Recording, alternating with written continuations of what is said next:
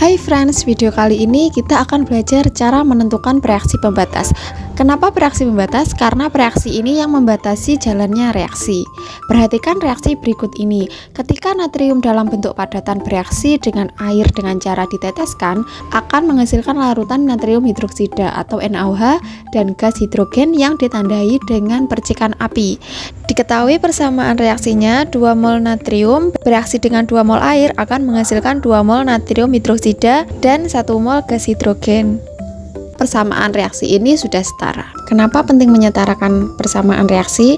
Karena koefisien reaksi menunjukkan jumlah mol senyawa yang ikut bereaksi. Nah, sekarang jika natrium sebanyak 92 gram dan air 54 gram, apakah bereaksi akan habis bereaksi?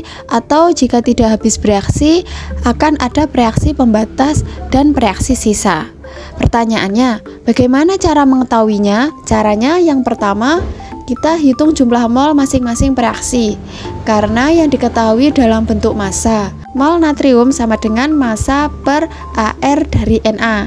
Jadi 92 gram dibagi dengan 23 AR dari Na sama dengan 4 mol.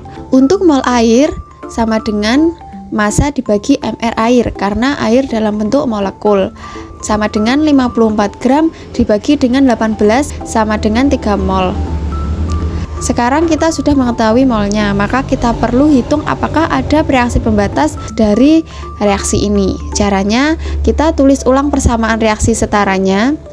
Di sini diketahui natrium sebanyak 4 mol dan air 3 mol. Cara mengetahuinya ada tidaknya reaksi pembatas dengan cara membagi mol bereaksi dibagi dengan koefisien reaksi. Jadi untuk Na, mol Na dibagi koefisien berarti 4 dibagi 2 sama dengan 2. Dan untuk air, mol air dibagi dengan koefisien air. Nilai yang paling sedikit itulah reaksi pembatas. Artinya air akan habis dulu karena jumlah yang sedikit. Jadi 3 dibagi 2 sama dengan 1,5. Dan Na sebagai reaksi sisa karena jumlah Na lebih banyak. Sehingga dalam reaksi ini reaksi tidak habis bereaksi. Maka berapakah produk yang akan dihasilkan dari reaksi ini? Caranya kita menggunakan cara MBS, mula-mula bereaksi sisa. Mula-mula artinya sebelum bereaksi. Sebelum bereaksi Na sebanyak 4 mol dan air sebanyak 3 mol. Untuk NaOH dan H2, karena ini masih belum bereaksi maka belum terbentuk ya. Bereaksi artinya saat proses reaksi terjadi. Karena air sebagai reaksi pembatas, maka air akan bereaksi semua. Jadi air akan bereaksi 3 mol. Selanjutnya, untuk mencari berapa mol natrium bereaksi, caranya dengan koefisien Na dibagi dengan koefisien bereaksi pembatasnya, yaitu air dikali dengan mol reaksi pembatas. Jadi 2 dibagi 2 dikali 3 sampai dengan 3 mol. Artinya hanya 3 mol Na yang bereaksi.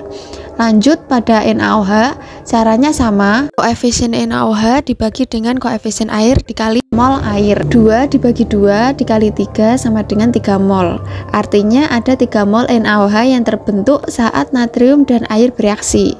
Lanjut untuk hidrogen, caranya sama. Jadi koefisien hidrogen 1 dibagi dengan koefisien air 2 dikali 3 mol, maka 1 bagi 2 dikali 3 sama dengan 1,5 mol.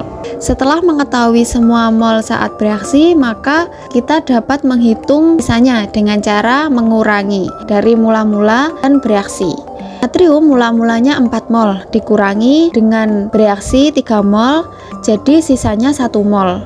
Dan untuk air mula-mula 3 mol, bereaksinya 3 mol, maka tidak ada sisa, habis.